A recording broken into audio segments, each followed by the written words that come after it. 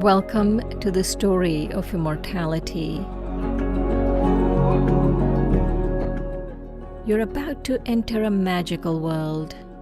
We invite you to savor the feeling of peace, love, and wisdom as it opens your eyes to your true self, to reality itself. The sessions are designed to uplift you as you access the subtle, eternal spiritual universe that moves within this physical world.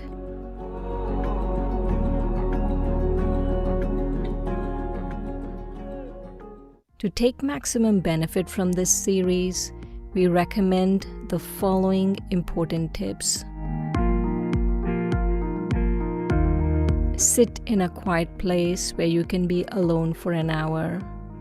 We ask you to take this time out and be with yourself with no distractions. Sit with your spine straight, either in a comfortable chair or on the floor. This will ensure that the energy flowing in your body will support what you're hearing. Keep your phones in silent mode and away from you in another room for the whole hour. We encourage you to keep your camera on. Our experience has taught us that other participants will be inspired to see you. We will record these sessions. Only the speakers and not the participants will be recorded. 5 languages are available for translation.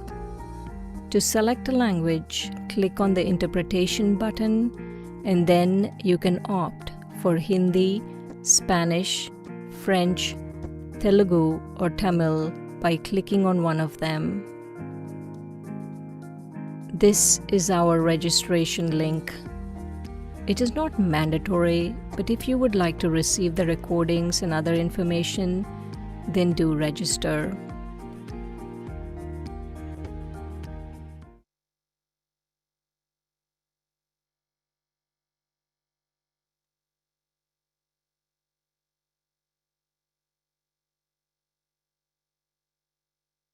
Om Shanti. Welcome to the story of immortality presented by Brahma Kumaris. Today's episode 14, Karma.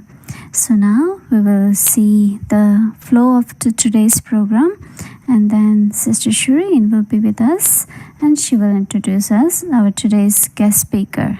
Om Shanti.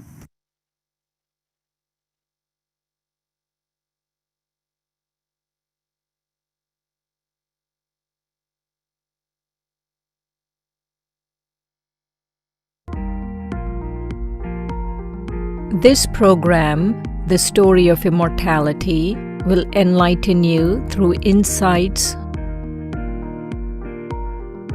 visuals, and meditations. We will begin soon with 15 minutes of sharing with a senior teacher.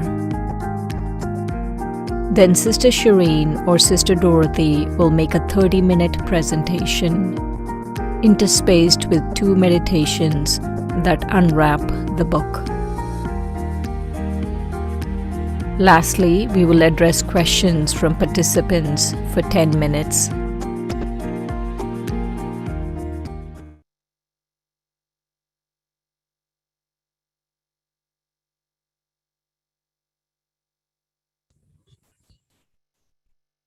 Good morning, everyone. Good afternoon, good evening to wherever you are in the world. Thank you very much for joining us, joining this session of the story of immortality. We are very pleased to be here with you. And today I'm even more pleased to announce our special guest, Sister Elizabeth. Where are you, my dear? Magically, she appears. There she is. Welcome, Sister Elizabeth. So Elizabeth. Yes, just thank you. It's great to be here. Fabulous. So Elizabeth has been practicing the teachings of the story of immortality for more than 36, 37 years. How long? Since Long time. 85, do the math, 36. 36. Hey, I was right on. And then she lives in our retreat center in Marin County. It's called Anubhuti. It's near San Francisco. And she is a wonderful singer. She's a wonderful person. She's a, what else are you? She's an angel, actually. Angel incarnate. In training, angel in training. We're all. I would like to call you angel incarnate. So welcome, welcome. We are going to talk about karma.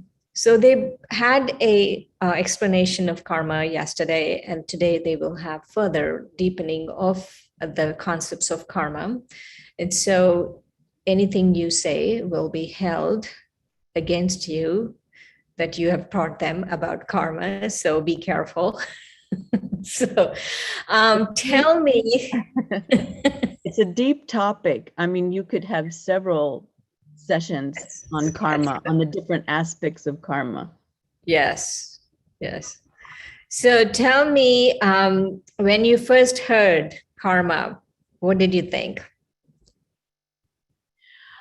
It somehow didn't feel foreign to me, but of course you're understanding a very superficial concept on the, for yourself. I mean, I was quite young when I started reading about reincarnation. I was 13. So it intrigued me, spirituality, but I really didn't understand it in its depths. And I'm still learning about the impact of karma, and also my ability to make a difference, to change, to create my own destiny. So it's really opened up a lot, and I learn from the challenges. I find if I continue to have that perspective of engaging with learning, wanting to know, it really finishes karmic accounts, because I really believe everything comes for me, and it also comes to say goodbye. That's deep, yes. Everything, good or bad. Sometimes the goodbye is very elongated, isn't it? If I resist it. Right, right. So tell us about your background briefly. When you started, how old were you? What was your religious background? I was raised Catholic. But when I was 11, I heard about holy wars. I didn't know about them, actually. And so you read a little history, and I was devastated what many traditions would do in the name of God. And so I went, whoa. I loved God as a child. I wanted to be a nun when I grew up. But then when I had that rude awakening of organized religion, I would say, and using political power to, I guess, defame what God is all about, and the benefits of having an intimate relationship with the divine. So I began to read psychology and books on reincarnation. And then you want me to go on with what I did after that? Okay, so then I went into acting. And it was more of a spiritual experience with acting, because I wanted, no matter how small a role was, or how big the part, whether it was a comedy or a drama, I knew that character had a message for the world. So I would play beyond the walls of the theater. for me, it was a religious experience. Great, great. Okay, I want to say something, interject here. I grew up a Hindu when I was growing up, and I never thought in Hinduism and in any religion in India, right? Any religion that originated in India, whether it was Hinduism, Jainism, Buddhism, any of the major religions, you didn't go to war because of religion. I feel that religions and wars really is and that was not my understanding of religion at all growing up. And so I feel, and when I talk to Westerners, they do talk about all religions doing that. And I really feel it's just a product of religions that originated in the Middle East. Really, it's not all religions. Like, you never heard of Hinduism going to war to, in the name of God. Have you ever heard of that? No. But anyway, back to your message about when you were acting and uh, things being beyond what you were saying. So how did you relate karma? So you were talking about every character having a message for the world, right? So how do you relate your characters in your acting in some shape or form that you have continued through, right? Whether in singing or whatever, how do you relate that with karma? Well, it was interesting because I took classical training, and sometimes we would, in the same season, we would play a maid, and with the same characters, then I would be the queen, and you would see how the role, how you would just change parts so quickly. And it's interesting because you're just an actor and you're just playing your part, you don't really take it personally. You are constantly in that awareness. It's only a movie. It's just a play. And so you can go through all the events, but as detached. If I went home thinking I was Lady Macbeth and I started wringing my hands, not all the perfumes of Egypt could remove the stains from my hands, they'd think you were a little wacko. Right. And so I think, if anything, it helped me to detach easily from, life's scenes. Right. Yeah, and that we're all just playing our parts. We're all actors. So that was very funny. Want more Shakespeare? Stay tuned. I also wanted to ask you, I forgot what I was going to ask you. That was so fun. But it's true. What makes it so funny is because we do take things so seriously, or not serious enough. I mean, we put the wrong emphasis, and we put the wrong attention to the thorn, and we don't realize what caused us to get a thorn, and it really takes calmness, quiet, being awake and aware, and any fine actor knows this. So in terms of acting, right, in terms of the language of acting, being an actor, being on stage, being a detached observer, knowing that I was acting, how would you in this context? So let's say they are characters on a stage and all of this is happening. How would you classify karma in that context? How would you describe karma in that context, in the context of a stage play or a movie? Well, it's like a web, and no part is too small. Each part will have an effect, and even the really good written material, there's going to be a protagonist in every drama and a hero in every drama, and there's going to be shifts and changes, and the protagonist helps make the hero develop the powers that are necessary to claim victory over usually their own internal weaknesses. and to rise to the occasion. And it's not a drama without conflict, without Right. rising above the situation. And every part is important. That's what I. Right. So initially you were talking when you first started, you said you didn't have a sense of karma when you began and it deepened. So tell us your deepening process. In the last, let's say, 10 years, what new things have you understood about karma? Well, simply, before, I thought I was a victim of karma, helpless, trapped. And then what I learned was I can be proactive. And karma literally, as you know, means action.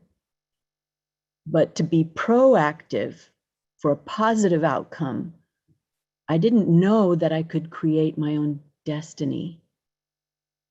And that takes understanding. And it also takes a very intimate relationship with yourself, but also with God, with the divine, so that I have the power to make the right choices. I can understand concepts for days. I can understand the depth of karma, but to be a karma yogi is someone who is proactive, that I have choice. So for me, the difference was victim or the one that has a choice and is proactive. So that, yeah. It's very good. So if you were to give us one tip, technique to meditate, let's say like one sentence that I would shift my awareness with this one sentence, what would that sentence be? Well, when I meditate and something difficult comes, and it's usually the ego that's disturbed, at least for me, and the image that I think that I portray in the world, and then something's challenging that image. And I'll go and sit in the meditation room, or even when I see, because also I can't tolerate when innocence is being violated in the world, and I see corruption. And many times I would sit in the meditation room and I would really, I'd be even kind of rocking a little bit, just going, settling in, just calming down, getting really still. Everything is of benefit. Everything is happening for me, not at me or to me. And it has come to say goodbye if I'm willing to listen and learn. And sometimes I would even have a good laugh when I realize the lesson. So last question. Do you have like a very simple, quick story to share in the recent past where you listened and learned and laughed about something? Well, for me, my learning comes when I have some resistance. And of course, when you resist something, it'll keep at you. And that's how karma works. It will persist. And if you fight it, it'll get stronger. And if I go against it, how dare this happen? It's usually because there's something in me that I need to change. So, recently, I would say one story was with my family and my Lokik family, and it was, of course, a misunderstanding about some money. And I was entitled to a certain amount of money, and it was not given to the soul. And it's not that I am hungry for the money. It was like, what do you mean I'm not part of, the distribution of these funds? I felt so hurt. I go, and I thought, what do I do? Do I take it to court? I mean, do I, and I remember sitting in the meditation room. This really hurts. This is, and you're trying to be calm. You're trying to be yogi. It doesn't matter, but it did matter. And it was getting really difficult. So I just asked God, I said, okay, you know what, God, I'm done with this and this power struggle and wanting to be heard and understood. I'm tired of it. What do I do? Just tell me, what do I do? And I just got real quiet. And I, used something similar to what I just shared. What is the lesson? What do I have to learn here? And the answer I got, bow. And I knew that wasn't me. I said, what was that? And then I imagined myself bowing in the situation, and I saw everything dissipate. And a sweet tear came from my eyes. Cool. And I realized, yes, this is the answer. And I bowed, I let it go. And they know me well. I usually take a stand for things. I have an advocate spine. And I let it go. And they were like so surprised that what happened was I built trust within my family, and we bonded as a family. And now they'll do anything. It's like totally open the gates. I had no idea this gift was waiting for me. Thank you, Elizabeth. That was wonderful. Thank you for sharing. Thank you for being with us. Wonderful to have you. Really an honor to be part of the story of immortality. So thank you for inviting me. All right. So now we have Sister Dorothy. Where are you, Sister Dorothy? I am here. Take it away. Hi, everyone, and Om Shanti. It's so good to be with you all today and to continue with this lessons of karma, because the lessons and the stories about karma are very deep and wide, as Elizabeth was saying, and we could even take more than a whole weekend on karma. So I'm excited about this. I think that karma is probably one of the most liked lessons that we share, because, and I'm wondering, I was thinking, why is it so well liked? And I think it's because deep within each of us, in our soul, we know that that's going to be the answer, so we don't have to struggle through the actions that we are, facing in the day.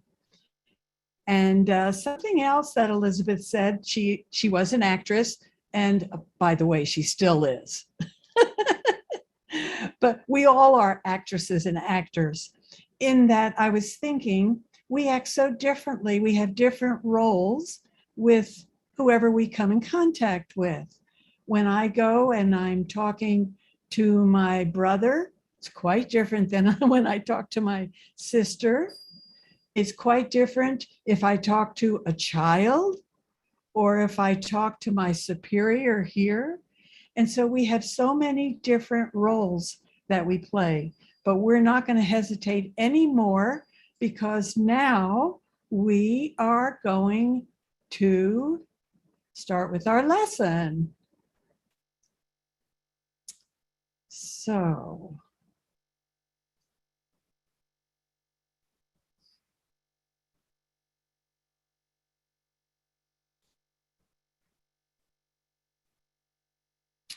okay. And this is something you've seen before, this circle called the cycle of time. And so what we're going to look at is how time of now is such a historical time. And when I use this term historical, it's not light at all. So I use the term historical, meaning that historical time changes the trajectory of humanity, of history. And there's been many historical times. There's been wars, beginning of wars, ending of wars, calamities, many different historical times. But the time we are in now is most historical because it's the time that God comes. He comes and he gives us, see here, we're losing a little bit of our momentum. There we go. God comes at this time and he gives us the story, the whole story of time, of eternity. And he also lets us know that this time right here, if you look at the screen, you can see this sliver of time in the cycle of time, in the cycle of eternity. And this sliver, as we covered before, is the confluence age. And the confluence age is the age in which we leave the darkness, the sorrow, the poverty, the trafficking of children, all of these inhumane things.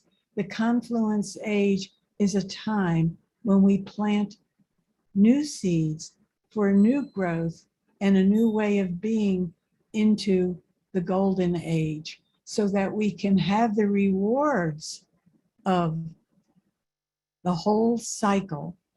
And so let's look at what our future will be like. Isn't that beautiful? Just think about that. So royal, so fortunate, so opulent.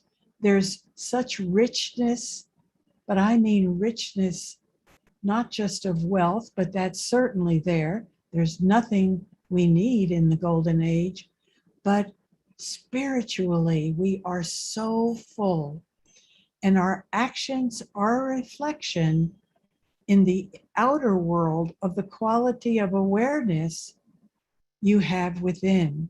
And so we could say, as you are, that's the world that you live in. So as is your attitude, as is your thoughts. And sometimes we use the term looking through rose-colored glasses. And so we all look at the world so differently, don't we?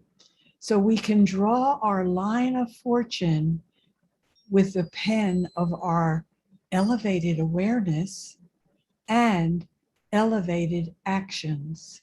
And as is our awareness, that our outside world becomes a mirror.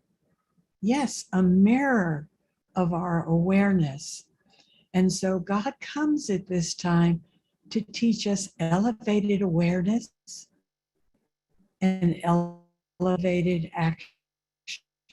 And what's highest elevated awareness we could have, or the first elevated awareness we could have? Yes, I know many of you are thinking, you know what the answer is. Yes, that I am a soul, that you are a soul that has a body. It's such a shift of consciousness, isn't it?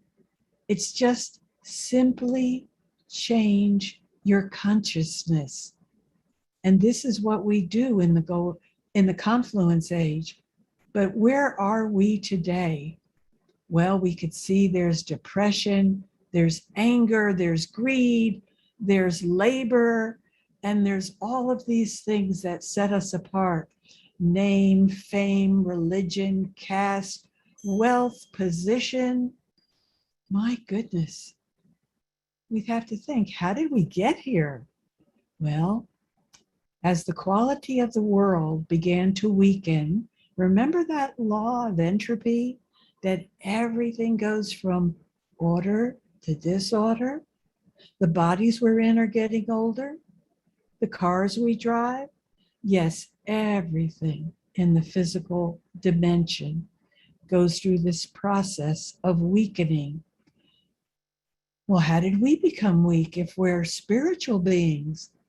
Well, because we went through life and lives thinking we were bodies. And so instead of thinking we're a soul, and so my character degraded. In other words, the innate goodness and purity that was me originally became invaded by the outside material world. And then we begin seeing the weaknesses and faults of others. This is important, and we're going to go into this into more depth a little later. And so my vision of others became very critical. Yes. Now, sometimes we think our vision of others to be critical, but it's true. This person did this or did that, but it's negative and it's not who that person really is. But we have to remember who we were, that we were these divine beings walking this earth, which was called heaven at the time. So just look at that picture on the screen and think about yourself being there. Wouldn't you like to be there? I'm sure you would. And so we have to begin to look at our karmas, because every action done leaves an imprint, as Shireen was talking about yesterday, a sanskara on the soul. And this word sanskar is a Hindi word, Sanskrit word. And I like to use the word scar because it leaves an imprint on the soul. And so how do we get rid of that scar? Well, there's only one way, and that is using the laser of remembrance, connecting with God, who is the purifier. So he purifies our souls. How does he do that? Well, we get colored by his company, and he's just the ocean of purity. It's like putting a glass of milk in the sink and letting the water from the tap drip into that glass. Eventually, it'll become totally pure. And so the sanskars that we have in this birth, in this confluence age birth, we begin to change. So our next birth over here, you see this cute little baby? That could be one of you, could even be me. And so the law of karma, though, is like an echo. We do receive the return of whatever we do. And so this last little section here is a reminder of some of the vices that we maybe have done and maybe still are doing. Anger, greed, attachment, and ego. These things leave scars, negative karmas, negative imprints on the soul. And so we say, but I had a right to get angry. I had a right to get angry. Well, you may not have liked something, but to be emotionally attached to something and to bring up that anger is a totally different story. And so intention will determine the quality of an act. So wasteful speaking about the defects of others. Why is this bad? Well, if it is a negative vibration that someone did, and you're repeating that negative vibration, you're just increasing the volume of that negativity. So I would say that if something in your life is happening and you can go to someone who can do something about it. Someone said something that was not right or did something, and that person can do something about it. Yes, tell that person. Maybe your senior, maybe your dad or your mom. But if it's just to spread gossip, just to raise the volume of something negative, just to relate a juicy story, that is negative karma. And so, intention of what we do, what we say, the way we are is so important. We'll talk more about it after our meditation. And so now we will go into our meditation.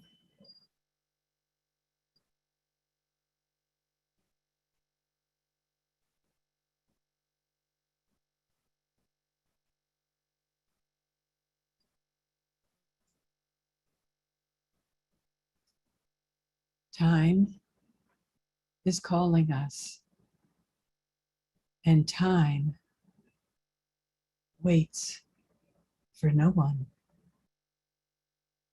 And now is the time, the only time, to plant new prosperous seeds for your future. It is a historical time. It's time to change the trajectory of our lives. And so all we have to do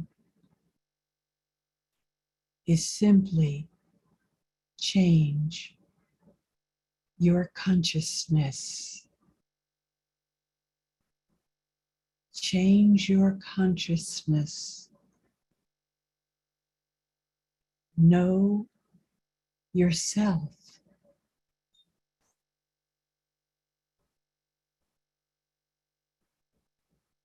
And who are you? The real eternal you, the soul. It's time to awaken the sleeping soul, the soul part of you that's been slumbering. Understanding the laws of karma and understanding myself as this spiritual being. And so as you look at the screen, think of yourself, the thinker. The eyes do not think. It's you, the soul, watching through the eyes. The eyes are just cameras, lenses for the soul. And the ears that you are hearing with, they're just microphones for you, the soul. So experience yourself inside the head, watching.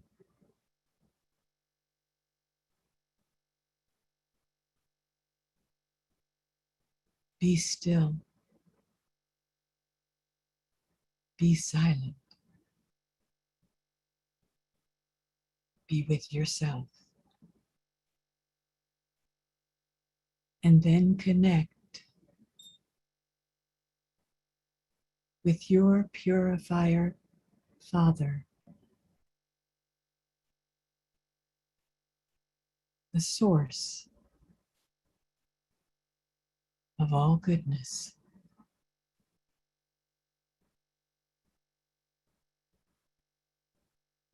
And allow His divine energy to come into your being, embracing you,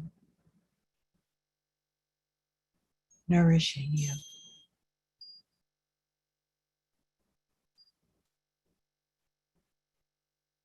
purifying you, the soul.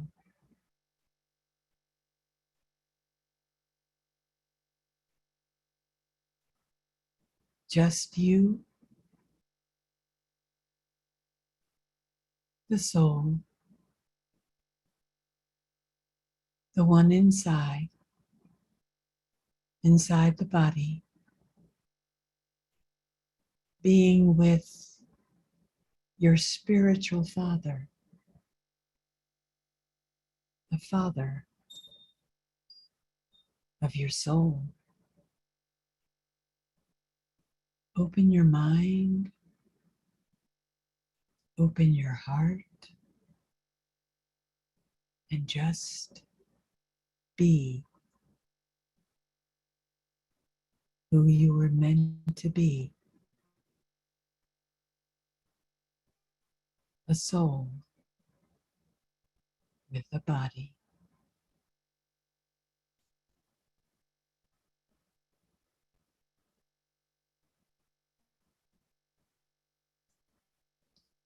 Okay.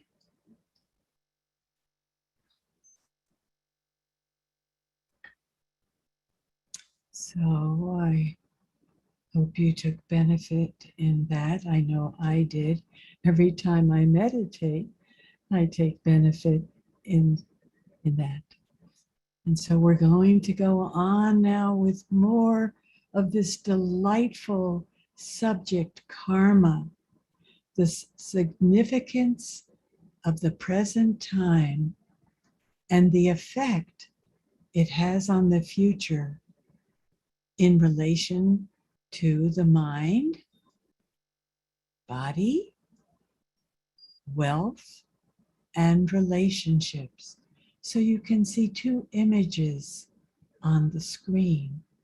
The now scenario here, and you don't have to be dressed in white like these people are here, but to be able to have some yoga, some meditation in your life so you can create your future. And so where are we today? Let's look at some of these pictures. We see poverty, we see war, we see calamities, we see depression, but we also see some happiness there, don't we?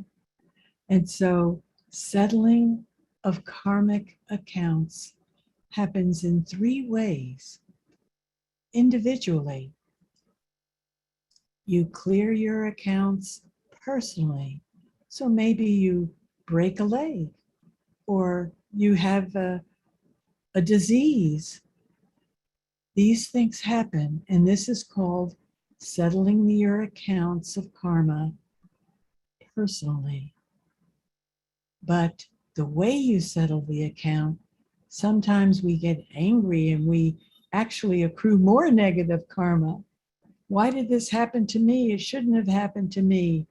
But we could take strength from that situation and make myself stronger. Individually, it can happen through the body, as I just described, but also the mind. So the depression or worrisome, or even individually through wealth. You win a lottery, so it could be good karma too. Sometimes we just think about karma as being negative, but no, there's good karma. So you could win the lottery, and then of course you could lose the lottery. You hear these people who have won millions of dollars and spent it all within a year. The second way of settling karmas is through relations and karmas. And so interpersonal level, the people you are, family you're born into, your colleagues at work, the groups that you are part of, all of these are part of the interpersonal relationships. And then there's the collective clearing of accounts. And the collective clearing of accounts are natural calamities or even human created calamities, such as pandemics, civil wars, atomic wars.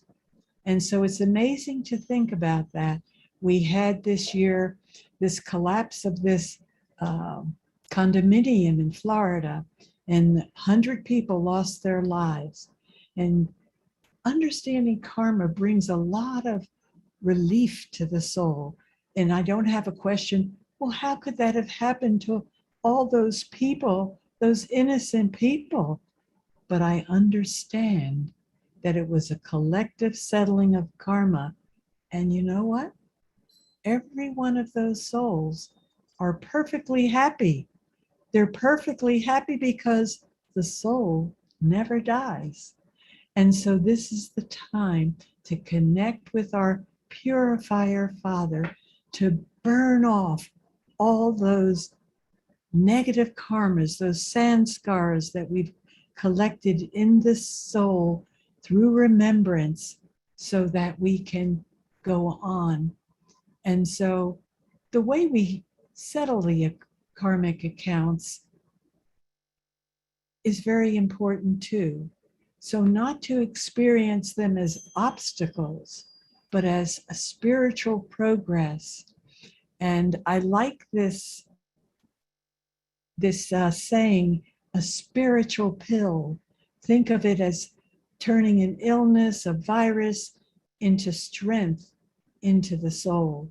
And so here we have the mind, using the mind, no matter how sick or weak the body may be, to be able to use your mind to reflect and allow that energy actually to heal the body. Vibrations of healing going through the body, and that is a spiritual tablet, a spiritual tablet of happiness. Just by being peaceful, benevolent, your whole body is nurtured, your mind is nurtured, and you are nurtured.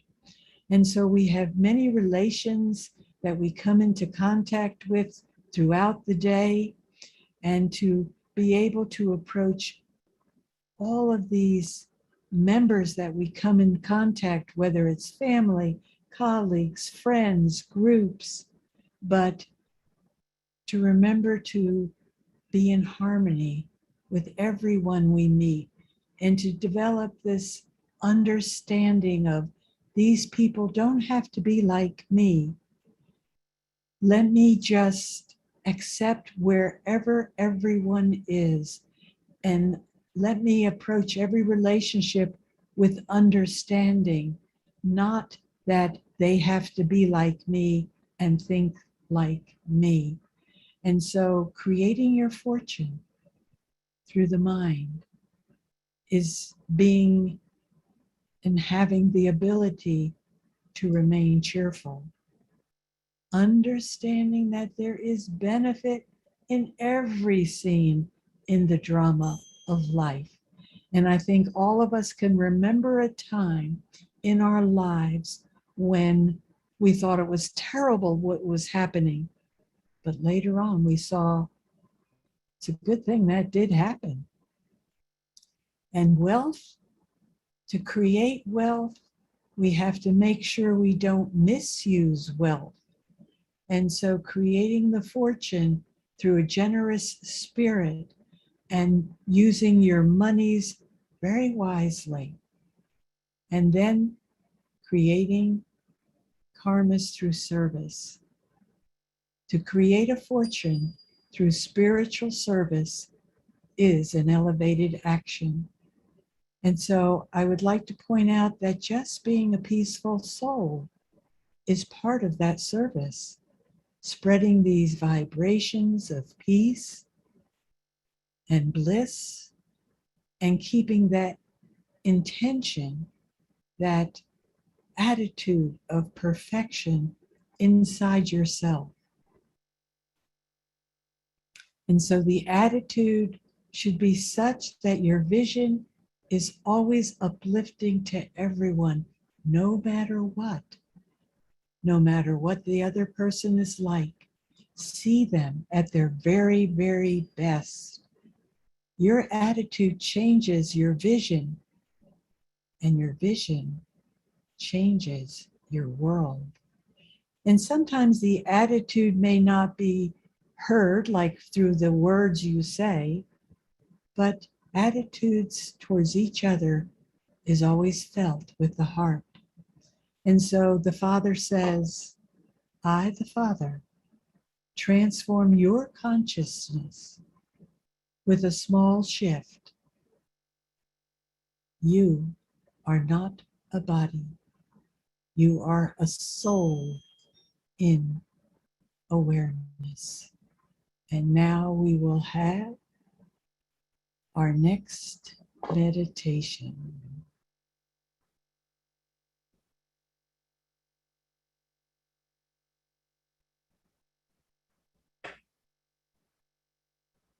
Thinking again about karma and making the shift from I have a soul to I am the soul that has the body. Simply changing your consciousness.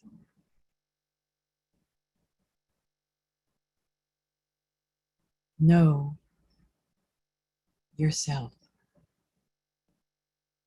Again, looking at the picture on your screen. Picture that picture as you inside. I'm talking to you, the soul. I'm not talking to those ears. You, the soul. Throughout the day, we come into many activities, karmas, but the consciousness driving every action will determine the quality of that action. In other words, the consciousness I have in each act, the intention behind each act has the possibility of bringing fruit, rewards to me, as long as I keep my awareness and my consciousness in a very high place. So remembering I'm a soul, and then taking my thoughts upward, outward, to the Father of souls, to the One, to the source of all goodness. Allow yourself to just simply be with your incorporeal Father and absorb the divinity He has to give you.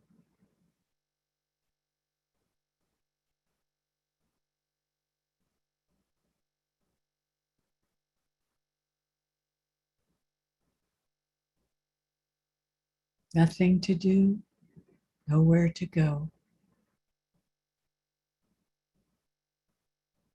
Just absorb you and the One.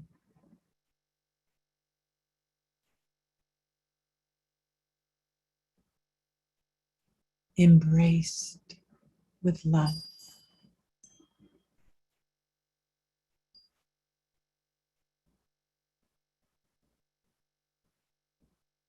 Enveloped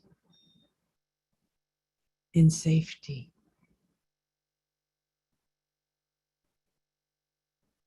and goodness.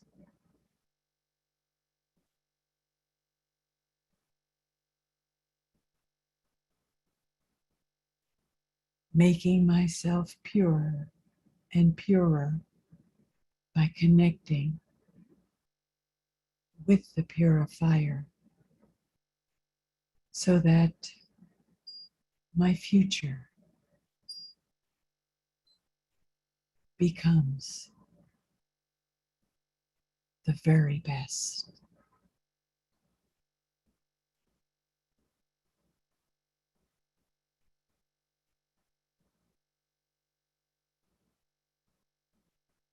Om Shanti.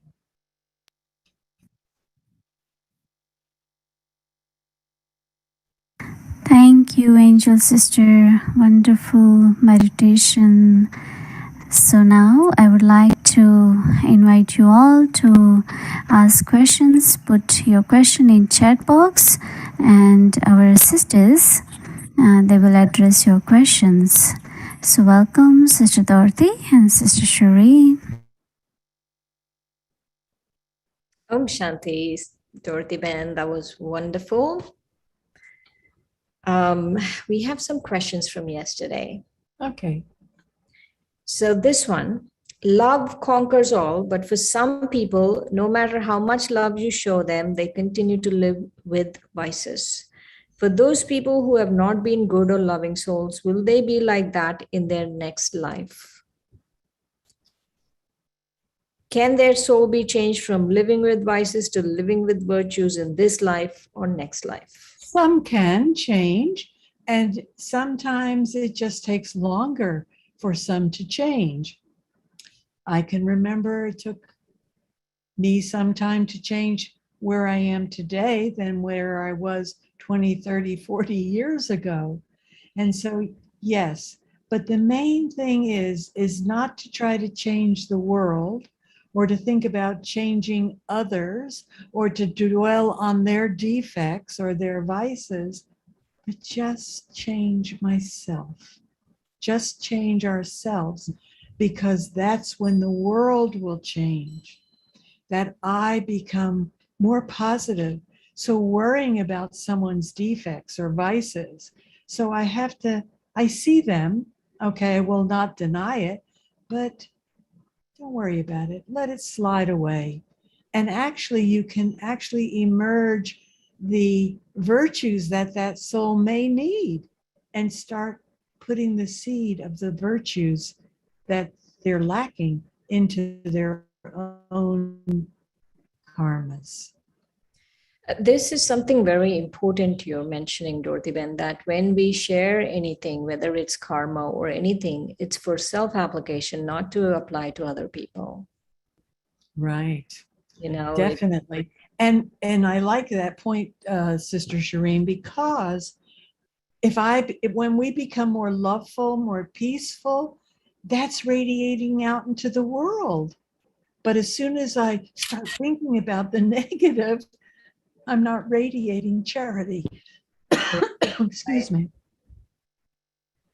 The next one is each soul is pure at the beginning when it arrives in the body at the copper or iron ages. That's a question. Yes, every soul has its time of perfection. It may not be the same kind of perfection of the souls who go into the golden age or heaven, but it is a time of perfection. And so we see maybe a lot of famous people, maybe rock stars, and they have everything, but then they go through the cycle very fast, sometimes committing suicide, sometimes one thing or another, or depression. And right. yes, but everyone does have happiness. You've addressed this question before, but I'll just ask it and maybe you can briefly adjust it. Is why do some people do bad deeds and don't face any consequence? Everybody faces consequences. It's just that we may not see those consequences now, but karma is such that everyone will receive the consequences. We may not see it in this birth or this time period, but that will come. So we have to see beyond and have an unlimited vision. And to go back to your first answer, no, to apply this for the self, it's for self-transformation. Why are we looking at other people? There's so much to overcome the vices, everything in the self that we have to really work on. And you know this saying, Sister Shireen, that when you point one finger out, there's 3 or 4 coming back to you. And so as you're looking at others, others are going to be looking at you. What kind of example do you want to display? Right, right. How do we know that if people will have to pay for their karma in their next life? How do we know that's true? It's called the law of cause and effect. And it's a scientific law. For every action, there is an equal and opposite reaction, whether it's in the physical dimension or the spiritual dimension. It's just the law of effect. And you just have to understand that. And if you think about it in your own life, and just the way Elizabeth was relating her story and how she changed her attitude, and it changed the whole karmas in her family. Right. Last question, maybe one more. Will this philosophy or ideology help us get rid of COVID?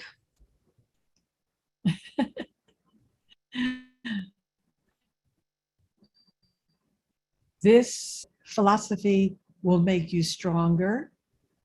The COVID and natural calamities, or what we call natural calamities, are all man-made. And it's a time for cleansing. It's a time for change. It's a time for leaving the old world. There are so many things that are negative in the old world. We want to build a new paradigm, a new world, and that's called heaven. We're not worried about the old world. With a child, if he's losing a tooth, you're not going to tell the child, keep that old tooth in your mouth. Don't let the new tooth come out. I know it's painful, but you just keep that tooth there. No, he wants the tooth pulled, or you want to pull it. So a new tooth comes out. We are going into a new paradigm, a new world. And that's where our attention should be, in the new world. COVID is part of the old world. Right, right. So last question, and we have an announcement also for next weekend. When is it known that we have settled our karmic accounts? How will we know that we've settled our karmic accounts, I think? All your karmic accounts, you'll become perfect. You'll be so peaceful. You won't even be here. You will become an angel. You will reach your complete stage. And so this is something else that Elizabeth said. She said she's an angel in training. Isn't that what you are also, Shireen? Yeah. Yeah, we all are angels in training. Some of us take a little bit more training. Right, right. So if no one has any questions, we will wait, but let's make the announcement. So next weekend, we will only have on Saturday. The program will be on Saturday. We will start at 11, and we might go a little over because we have the whole weekend to cover, but we will have it on Saturday, and we will not have a program on Sunday because we have some things that we have to do. And so we'd be traveling, and we have a celebration and all of that. So it'll only be on Saturday, and we will send an email to that effect that next weekend, it's going to be on Saturday. To just make a note of that, and we will send an email. So if no one has any more questions, what's your last parting shot before you read the blessing? Think about the karmas in the law of karmas, think about it very deeply, and your intention and your attitude, which is beneath all the karmas. Your attitude is driving all your karmas. And so just keeping them as elevated as you can. And now we can read the blessing. And you can take a picture of your blessing. Your good and peaceful nature is a sanctuary that offers healing to the wounded, rest for the weary, and hope for the disheartened. Om Shanti. I think we will have some moments of silence and stillness.